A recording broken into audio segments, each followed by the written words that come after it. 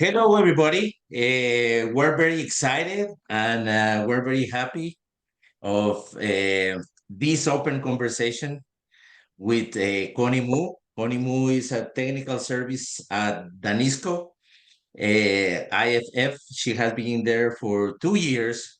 Me personally, I know Connie for a few years since she was in a UGA. And we're very excited, Connie. How are you today? I'm great. The weather's very nice outside, so that always Oh, helps. uh, okay. So the dynamics, Connie, of this conversation is letting know or audience who are you, what you are doing, and I think I think that you are one of the young people in the industry coming from the academics, and I think that we need more Connie moves in the industry. I have been following you for a couple of years, and the passion, the energy, and how you are, let's say, expressing yourself in this industry is very interesting. And I believe that maybe in the last, how I say this, in the last maybe 5 years has been a lot of changes, internet, social media, artificial intelligence, challenges. So I think this is a special time in the industry, globalization. Now we just went to the IPP show, and you can see companies from literally all around the world, everybody offering good solutions in any subject of the industry. And then you say what I choose, to who I believe. Everybody is trying to do, going, pushing in one direction. So, Connie, I have a couple questions here for you, just to have a drive a conversation. I would like you to do an introduction of yourself. So, who is Connie Mou? Who really is Connie Mou? okay, wow. Way to start with a big great question. So who am I? I'd like to think of myself as just someone that's wants to, like you said, share the excitement or get people to reappreciate what's already in front of them. Like your point, like at IPP, there's way too many things to see, too many ideas, too many products, which isn't a bad thing, but I think we get lost in trying to figure out what to do, or we essentially drop whatever's in front of us and just try to chase all the new things versus, maybe we don't need to chase after everything. Maybe what we need is already in front of us. Um, so That's a good, yeah, I don't know good if vision. Yeah. and that's who I am. But yeah, I'm just someone that I like to get people to essentially appreciate what I like. I like getting people excited because it's more fun. I don't want to be on that little island by myself. Yeah, so um is that kind of I hopefully that kind of explains who I am. I just like to try new things, meet people, and just have fun. Yeah. Well, I like to do that kind of questions because I think that, and I have been a little while in the industry, Yeah. and at the end of the day, we need to express ourselves. We need to express our value to the industry, to the community, and in some point, we need to ask those questions. Yeah. If my purpose, my vision, my personal goals, I'm Mhm. in the right spot, not just for the economics, not just for getting a revenue, a paycheck. If Right? it's something that is coming from our hearts with passion. So, like I say when I introduce you, is that I have been seeing you, Connie, that you have a lot of passion for the industry. Where this passion come from? When you were a teenager, you were raising chickens when you were 5 years old. So where this passion come from? Um, I think it might come from just the way I grew up. I can get excited about, I guess, anything.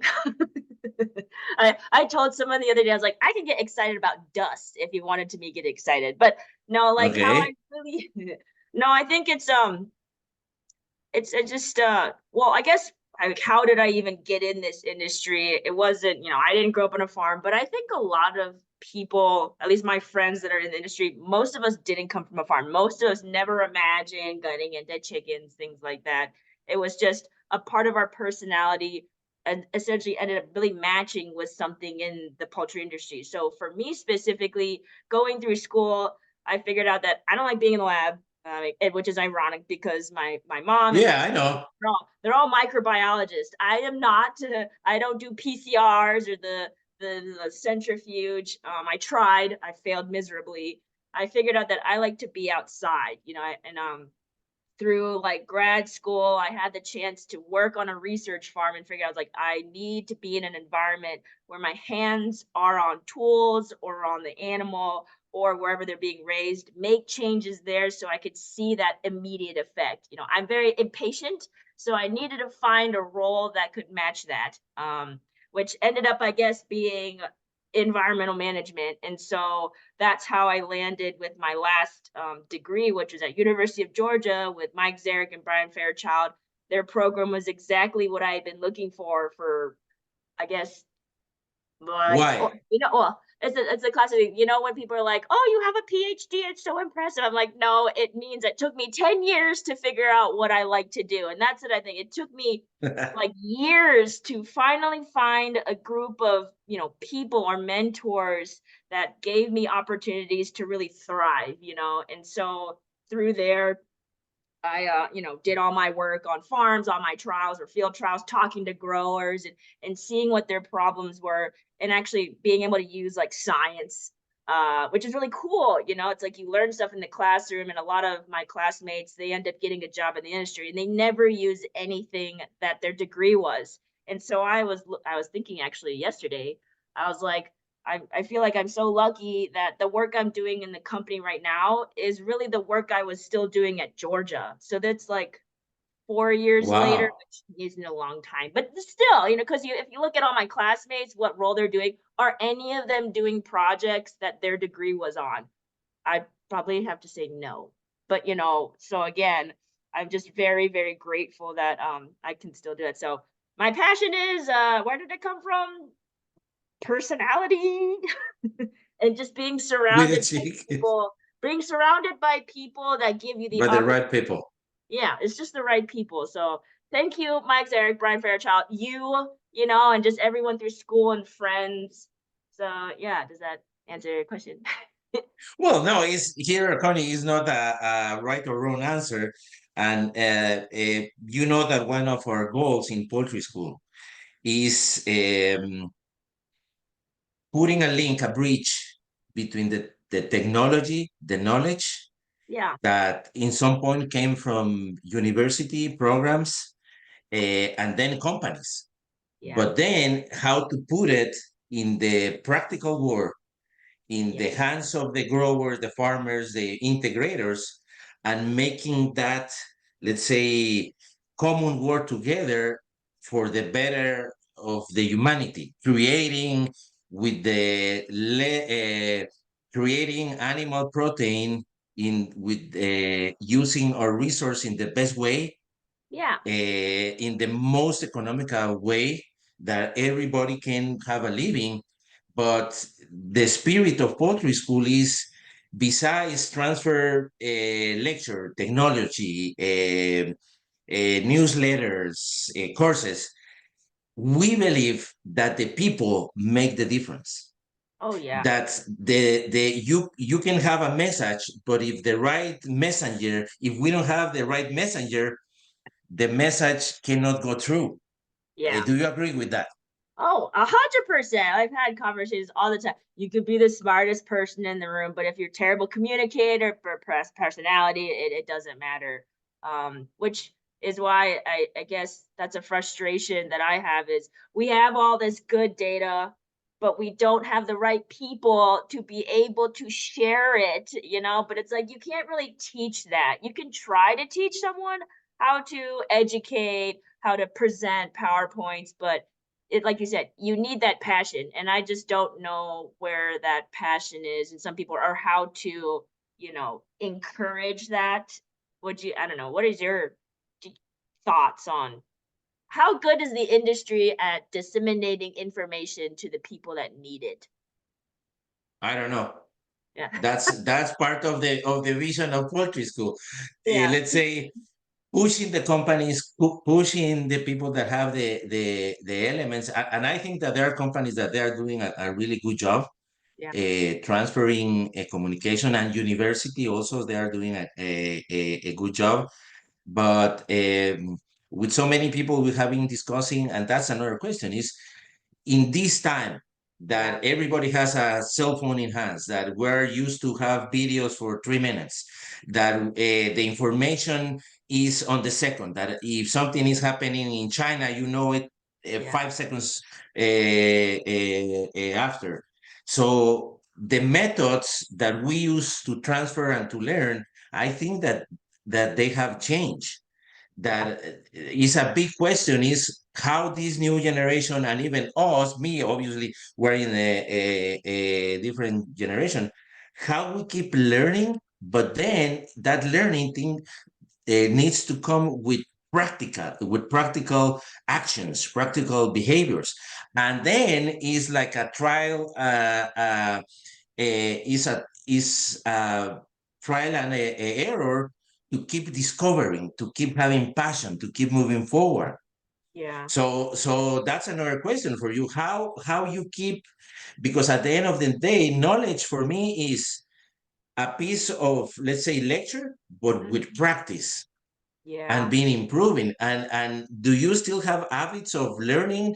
How do you keep learning? Because obviously now you are in the commercial world, in the company environment, that you need to travel, you need to go to shows, you have another more, let's say, important duties, that be learning for 3 hours, 4 hours, that or driving some research that you used to do in the past. So do you still have habits how to learn and to practice, to do Um, practice?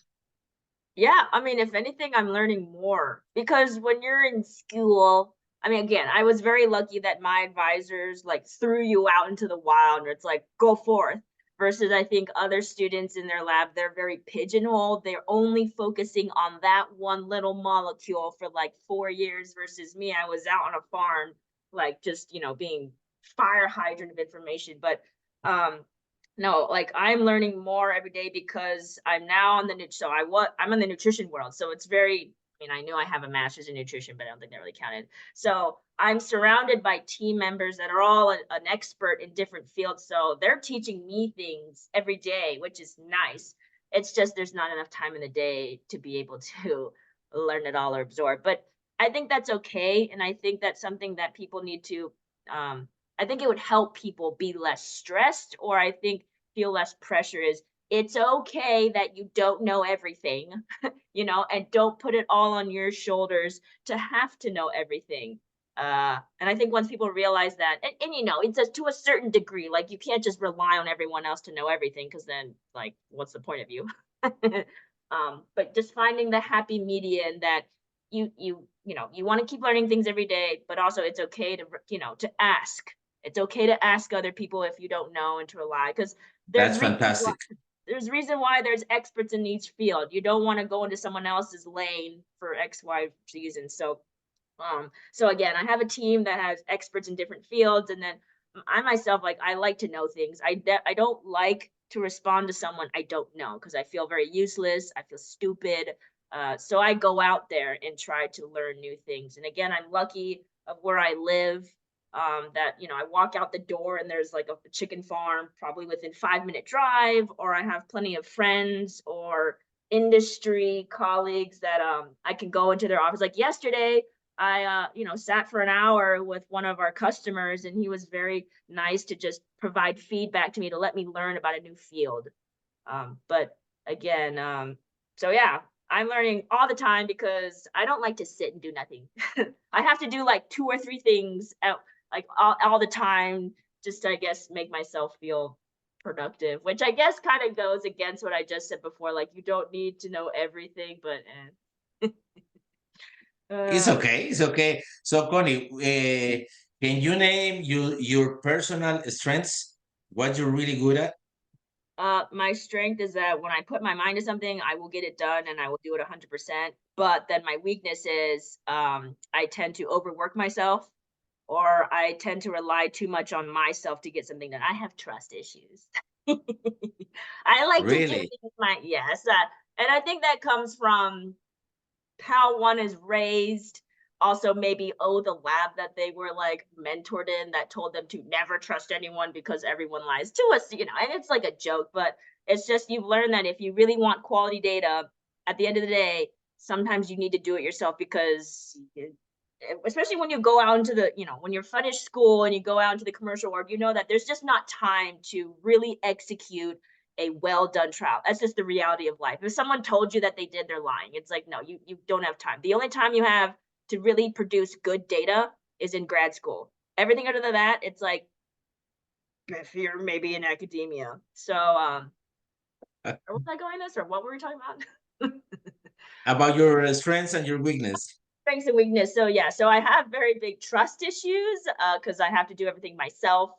Um, and then what other my weaknesses? And going into that area, in the real, when you are in teamworks with customers or company wise, do you need to knowing that to behave and to be like a team member and let's say think about it, about your strengths and your weakness and how to put it to work in a teamwork?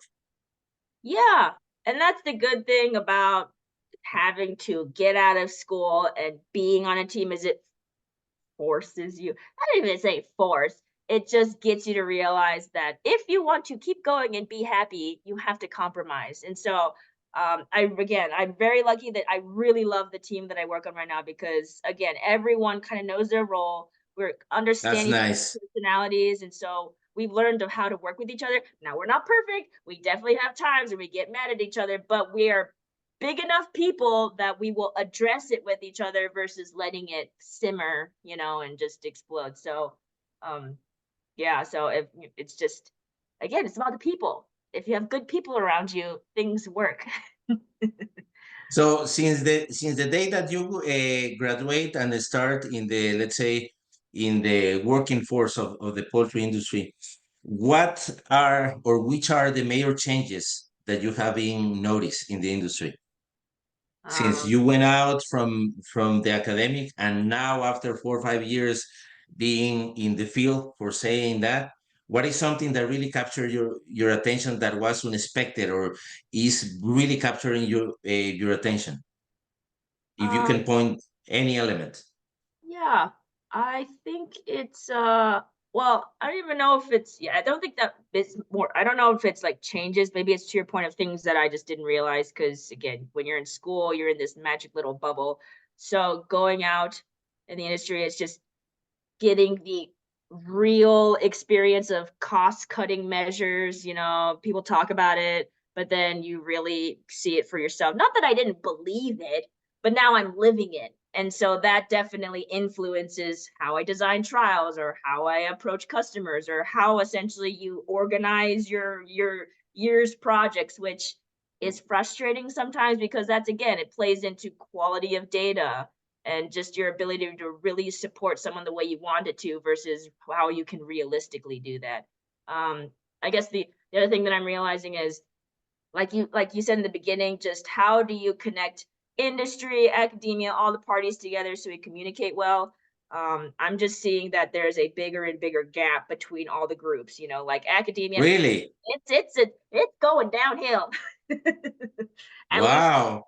which, and so it's very frustrating to see that no one I don't think anyone is really stepping up to saying we need to fix this, which is really it's very sad, and it's like guys, and I've talked to my friends and I've talked to colleagues, I'm like, I can't as much as I want to do something about it, guys, I can't do it by myself. And it can't be just three of us. It has to be Yeah. all of us. And but the sad thing is it's never gonna happen. And honestly, academia, the personalities that it attracts, it won't change because the people that go into academia are tend to, be introverts. I just want to focus on my project, leave me alone, then life is good. I get that, but like if you just see where universities are going and the quality of the data and the work coming out of academia is it's very bad. So that's very sad to see. that, yeah, and that no one's Well, really. I believe that there is a lot of information from the academia that is that have a lot of value, but again, how to link it, how to put it to practice, and how to make something useful.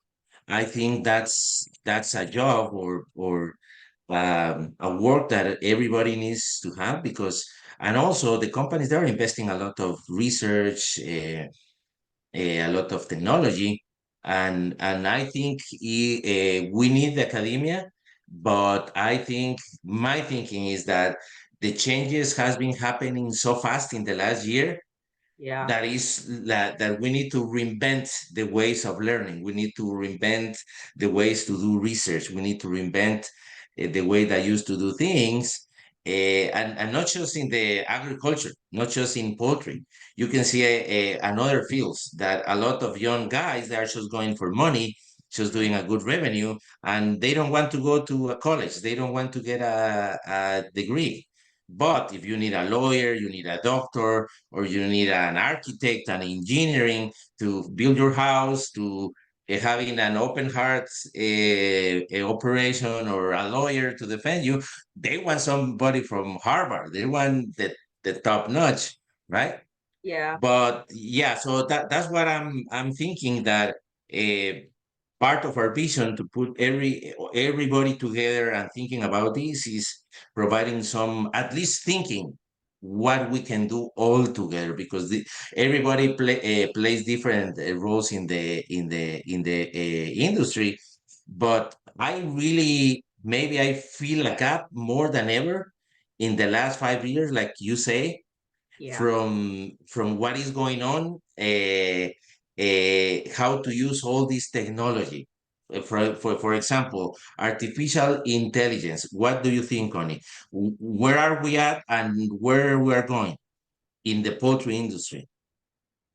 Where we're at, I'd compare that relationship of industry and artificial intelligence to industry and university. There is a very, very big canyon. I wouldn't even say gap canyon. There's like a universe between artificial intelligence and industry, you know.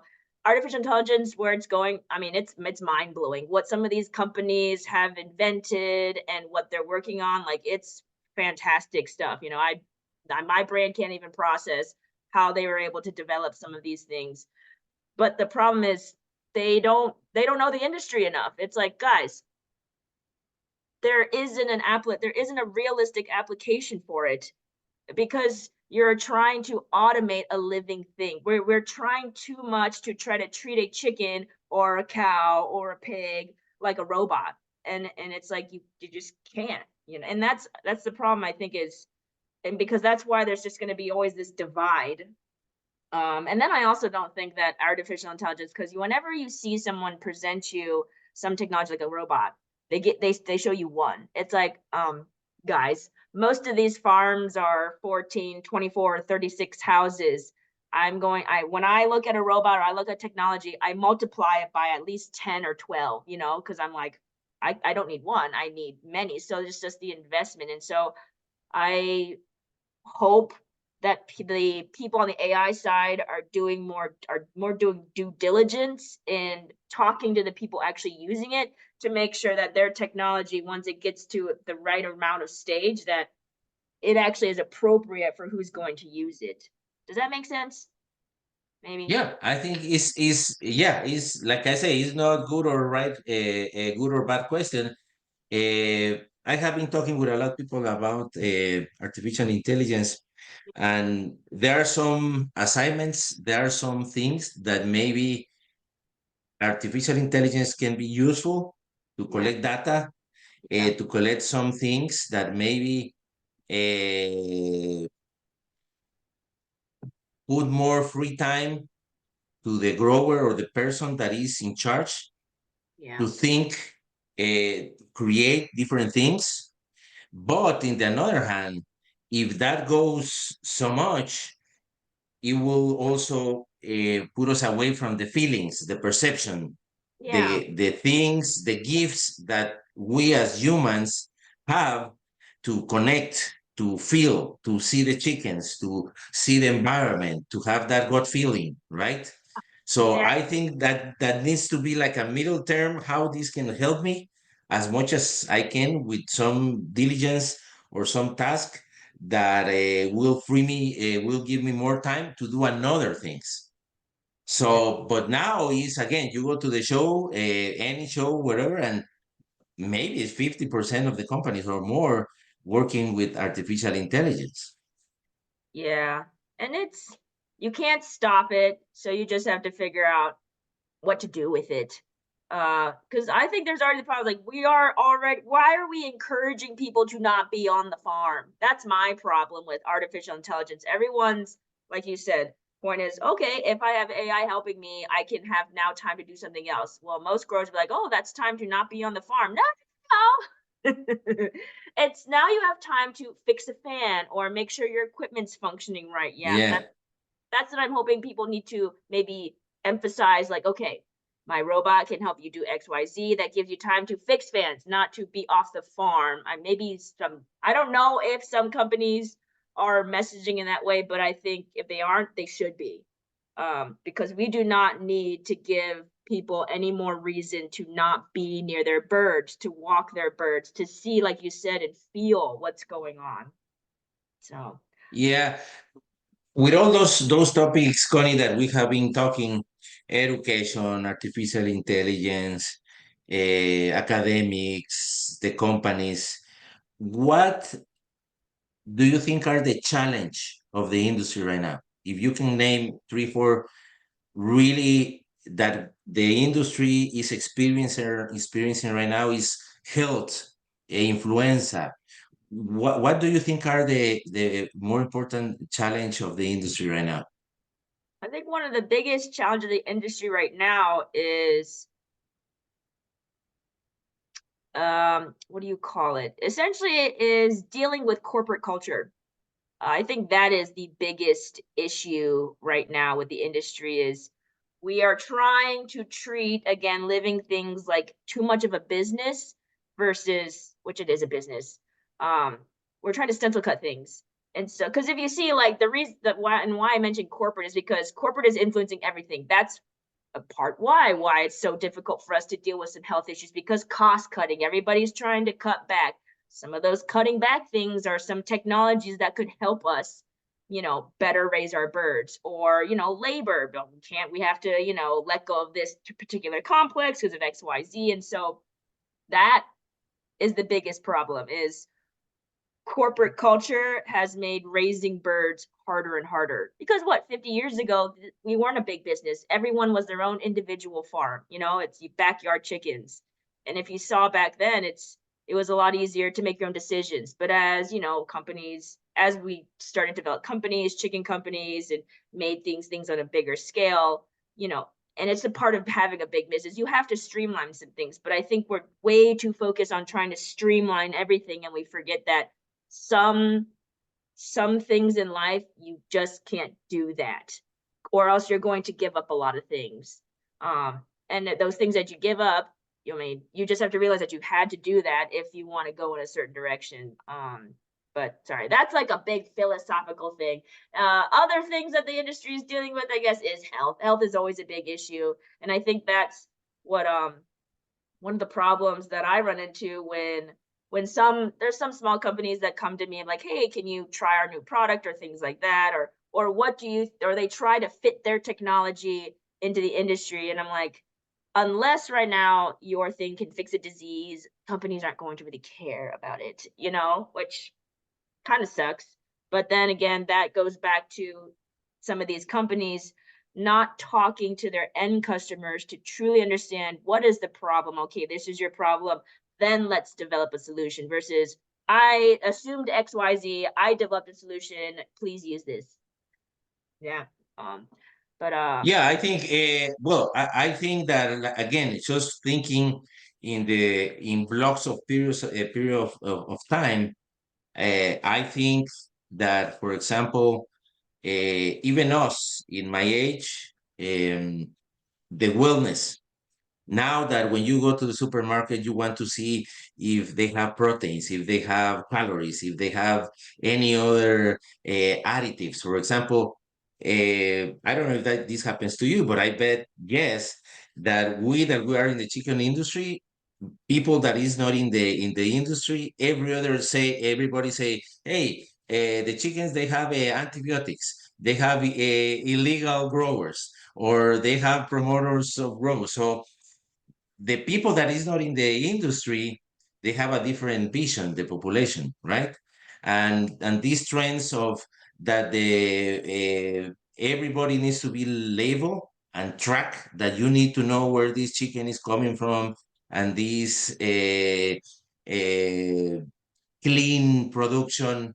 So I think that even the young generations, they're eating more clean and trying to know where the chicken come from, even from the hatchery.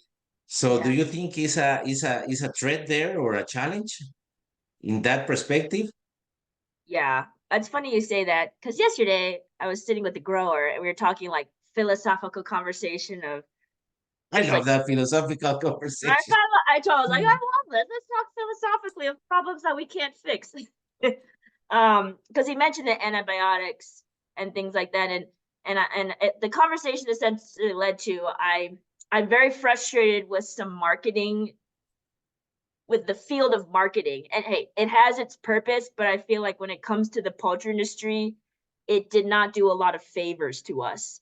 There are Hmm. particular companies that specifically labeled their products, no antibiotics, no hormones, when we know, in fact, that there are systems in place that there were never antibiotics that should be in the food that you buy at the grocery store, or that there were never hormones that were injected into your birds. Granted, there's that one year in 1953, I think, but still, overall, there were never any. But they created this facade that I'm the only company that has this, and so every other company is evil, and so it is very frustrating. So it is a big challenge marketing labels of things in stores because the public is just so easily swayed by whatever they see on a label versus taking the effort to just even spend maybe 10 minutes on not Google Scholar, to find published papers, to go to university research websites to understand where is my food actually coming from. And luckily, at least here in the US, we have the National Chicken Council, and they're doing a very good job to try and address this problem. They're putting out educational videos. They've actually contracted with some farms to actually have a video of this is what inside of a chicken house looks like. They interview growers just to at least give people the option to kind of try to understand where's my bird coming from. So they no longer can say, well, the chicken industry isn't showing us. No, we're trying to be transparent, but we can only be so transparent because then you run into the problem where people will use your words against you, even though you meant it for good. So it's yeah, it's a challenge. Yeah, I think. Have you ever think how what major changes can we see in the next 5 years in the industry? What is Uh, coming? Have you ever think about that with the academic, the what you're seeing, your age, and I think that everything is going so fast regarding our communication and how to do things. But can you see what changes can we expect in the next 5 years or something? I think we're gonna, well, like you said, I think we're gonna see a lot more artificial intelligence on the farms just because you can't stop it. In terms, I think there's going to unfortunately be a much bigger gap between industry and academia. It's just going to keep growing because Okay. no one's doing anything about it to bridge that gap. Um, we are gonna, yeah, but again, I've only been existing for, I've only been in the industry for maybe a few years. I'd actually be more interested in your take because, like you said, you've seen, does the industry go in waves, or do you see just because you know how like some ideas they come back, we recycle ideas. Have you seen trends recycle in our industry, or Does that make Well, sense? the thing, if you're asking me, and that's fantastic because this is an open conversation. Exactly. What I have been seeing, Connie, is I think that you know that I spent a couple time globally, living in China, living in Europe. I have been able and blessed with that capability. I was talking with somebody today in the morning that you went to IPP. You have seen global companies Yeah. in any other. So if in the past we were seeing companies from Asia, from Middle East, there were a few, but Right. now is the complete war is the backyard. So Yeah. the gap between communication, transportation offering Yeah. is closed. When I was living in China in 2012, Hmm. the companies is still coming here, a few there, few here, but now you go to me myself that I go international in Latin America, in Central America, you see companies from anywhere. So, like you say, the academic, the practice, and the economical, they need to marry. Yeah. Because at the end of the day, my thinking is that we need to use our resource like water, Hmm. like energy, in Hmm. the best way to produce as fast as we can animal protein, Yeah. right? And you can see also grain, soybean, corn. There is El Nino, La Nina. There are gaps of production. So all that industry, we need to come together and be more vulnerable, like you say, be more open-hearted in Yeah. communication, and try to go in the same direction. Yeah. But you were saying, right now the changes are fast, technology, but we need to find different ways of transfer technology, doing business, Hmm. know what the customers want in the supermarket. There's just label. You can see everybody turning the package or the meat and see, oh, what this have, where this come from. So are we prepared for that? And that's the big question. That's why we have this open conversation, talking with you, persons from Guatemala, persons from different industry. 2 months ago, we have somebody from Saudi Arabia. We're gonna have somebody from Malaysia. So we're trying to put information around the world and just to have open conversations and discuss about the personal view and how we can provide value to the industry. And I really appreciate your time and sharing. Maybe some thoughts of you are very personal and kind of sensitive, but I'm really happy that you are brave enough to speak your word, raise your hand, and say, "Hey, I think this." And that's another thing that I think that we need in this society, Yeah. people brave enough to raise their hand and say, no, I don't think the same. I like you, you're a good person, but that doesn't mean that I think in the same way, and also is valid, and I have the right to think different. Yeah. And sometimes in a corporate, that's why they hire you, to say no, to say I think different, to say maybe yes or no, or I don't know, or I don't have the same opinion. That's Yeah. the value in teams that have different visions. Will be so sad and so great if everybody thinks in the same way. That'd be boring. Well, it's also maybe I'm still young and naive to think that I can be so open. No, come And, on. You you are know, very open. You are very open. but Hmm? no, I appreciate just someone even valuing my opinion because it's like I haven't been in this industry that long. Hmm. So no, I mean I'm excited then to hear everyone else's take, the people from around the world, because that's what I love. Like you said, that's what I love about this industry. Is there's so many different ways of thinking. I don't want to be in my own little corner. I like to know new ideas. um, Yeah, I think that's the thinking that we want to drive. And going back to the technical things, I know that you start giving some presentations and you are speaking in some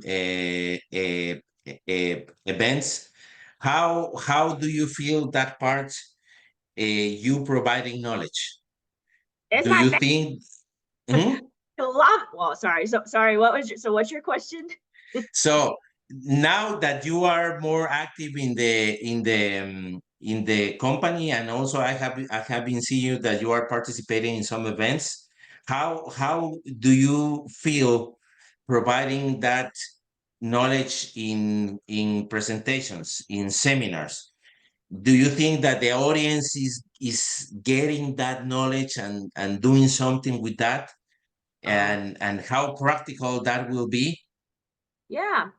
Well, first of all, I love giving presentations. I think maybe that's part of like honestly Why? my favorite because Why? because I like sharing what I see, you know, and I really, this might sound kind of like, I don't know, self absorbed, but I really like looking at the pictures that I've taken on those big, nice LCD screens. I'm like, wow, so pretty. Okay. It's just, and I again, like my point of like, who am I? I like to share my enthusiasm. So when I see people in the audience like engaged with the information I'm sharing, it just makes me really happy. And I here is go Mhm. ahead. Well, I Go, also go.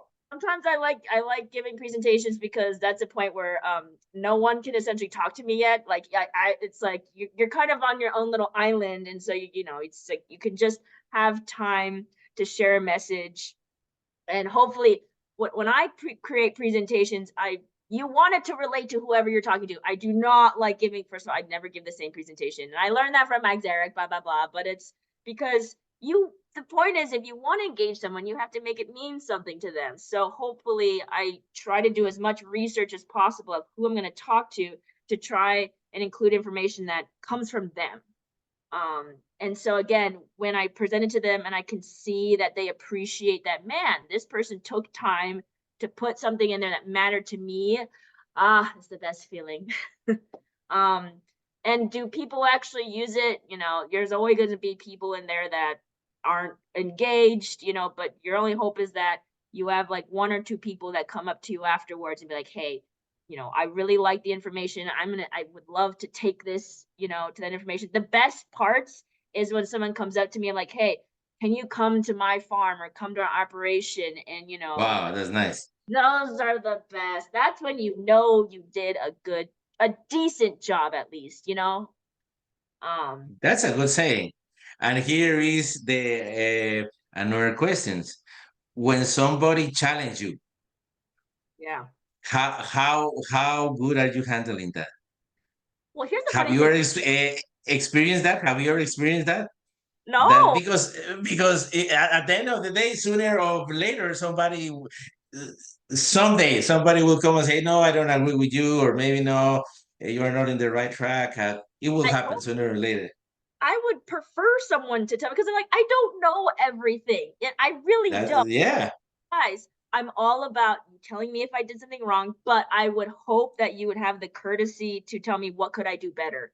I am all about constructive criticism, you know, because again, you don't know everything, you don't have to know everything, and that's where it's an opportunity to learn. I guess if I had to really think of when someone said like that's wrong, not usually wrong, or maybe yeah, or like shows. that's not right or that's I your think no, or I think different. Shows like yeah. that, not wrong or Um, good. It shows maybe I think in another way, because uh, I think that's part of the learning process and reality. What do you think? it's very important. You need to understand how to talk to someone that disagrees with you. So I'd have to I guess be if I think about it, I was like I've never had like caused a scene or argued with someone because usually you're in front of like a whole crowd of people. It's like, nah, I really can't yell at that person.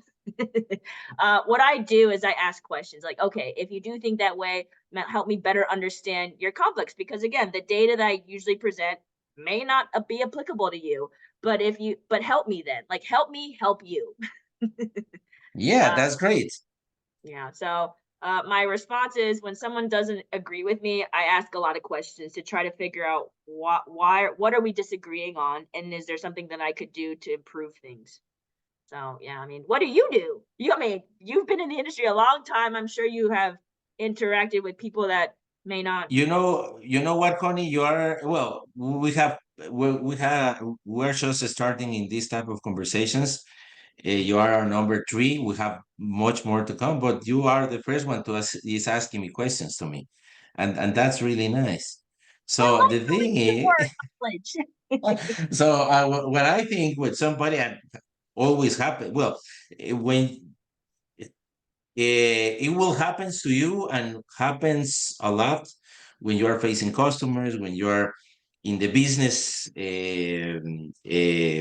arena, when you are with different people, Yeah, and at the end of the day you need to have some, let's say, vulnerability is the word yeah, to know. I need to say that maybe sometimes it's not you don't feel good. It's like yeah, you feel some trigger, something not comfortable, yeah, but you need to have, let's say, the personality to handle and understand that you don't have that nobody has the only truth, yeah, that there is another options. And in my experience that I have been able to be in so many countries, yeah, different cultures, to yeah. accept different cultures, to be open-minded, that maybe this culture, Hmm. what is let's say a normal behavior for one culture is not the same behavior for another culture. Right. And it's not that they are thinking wrong or against you, but it's just culture. Yeah, And yeah, then you need to switch that to make that collaboration and to go to move forward in one project. At the show, I was talking with one friend of Pakistan that I met him when I was in China, yeah. and they have completely perception of life, behavior, family, culture. And we were in China, me, myself, Latin from Central America. I Hmm. was guiding in the leadership of this project and having Chinese, Mexicans, Pakistans, one Russian, one from Ukraine, and Yeah, you put all the cultures, all the mentality in one bucket to go in one direction. yeah, So you need to think that it's not that you are doing something wrong. Obviously, you need to open to improve and to hear all the opinions, yeah, but you will master this. You will master that. Will sometimes will be better than another, but you need to open to grow and to be open, Cody. And thank you for your questions. Another question? No, I'm just kidding. hey, I really like to under. I already know me. I don't know you enough. But so I was like, I want to know what you've seen. You're more interesting than me. No, it's okay, Connie. So another question for you. We have another 10 more minutes. I think that we have a very nice conversation. I know, Connie, that right now you are more in the nutrition side, but I know that also you are you have a lot of experience in the manure, in the well, no, sorry, in the Glitter. hmm? I mean, it is manure. In the cake or in the bedding, right? Yeah. So, what do you think has been steady in that area, or is changes to improve what the industry is doing right now in the leader of of the houses? Is some big changes to expect? There are some things to fix. There is a lot of things, which is I was like, so I don't have a lot of projects because you only have you what tried to pick two or three projects. So I have a couple major projects on my plate to address that part of the industry, because it's manage it. I mean, because it goes bigger picture, pretty much management. I think management is just so easily tossed around. They're like, oh, they just need to do a better job at managing things. That's like saying you need to breathe better. It's like there needs to be a little bit more structure, directions, because it's like we throw all our problems like the grower should have done better. But what does that mean? Like you're not giving enough sustenance, or you're not giving enough honestly useful advice for the grower to figure out where to do better. So In terms of the litter world, the challenges or things that the industry needs to work on is the whole microbiome of litter. Like that is going to be not even going to be. It is the big focus right now. Because it is such a gray, unknown area because it's an invisible world. It's very hard to manage that. Okay. So that's a big project, a big area that I think a lot of people are focusing on trying to understand because reused litter is just going to be a thing.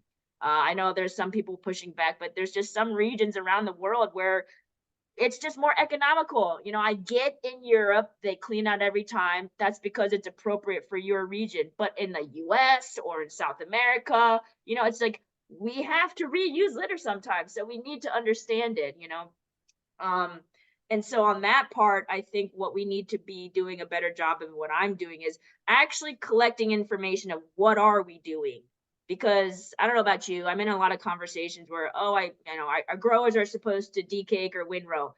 Do you actually measure it? And you can't measure, you Wow, can't good. manage something unless you measure it. That's kind of my new motto. To manage something, you need to measure it. Wow. Okay. Okay. That's a good mix. And you've been around the world, so you've definitely, I think, seen litter. Like, what do you think the biggest challenges are? Is that we could do better? Well, the thing with the leader, like you say, in the USA, they keep the leader for, I don't know how many flocks, even years, right? They keep him for a It long used time. to be years. A lot more companies now are like, okay, you can keep it for a year or two, but after about that, you need to clean it out and start with new. So there's So, and then in Latin America, they used to change it by flock. Every other flock, they change it. Obviously, manpower is cheaper. yeah, So, and health issues and maybe mentality, how to do the management. yeah. So, my thinking that if they have like a cost matrix Mm, that they are doing the things and they are working with them mhm. to change it and to have another technology is a big risk, not just of the technology, but put it in practice. The resistance of the people in the farm saying, "Oh no, we have been doing this for I know. forever, and now we are bringing this." No, no, no, no. And even the people in the farm, if any other company have different, let's say, proposal, they will make sure that doesn't work Oh, that's to good. go to go to the say no, this is not working, bring us the old technology. So again, the mix between academics, industry, human beings, and culture, Yeah, right? And yeah, culture. When you travel with internationally, you see different managements in different countries, and they're working in some way. They're being profitable. They're making money. yeah. So any other company or ourselves saying change this because we are doing this and you say that this, they say keep your technology away or I in the US, but we here we use this and this because maybe we have a better source of leader, yeah, right? We have a different cost of manpower. We have different resources here that are working in this direction, and we're getting a benefit. So having that mentality also is has an open minded being make you being sitting in the negotiation table and be again maybe I have been using this word in this conversation be vulnerable yeah, be yeah, treat people with respect and compassion and yeah, knowing that nobody has the only truth yeah, and that we're here to collaborate in one direction. That's maybe what I think, right? So yeah. and you will see that more and more in different environments with customers, companies, shows, academics. So Mhm. you will be experience that the people is the more important. That's my thinking.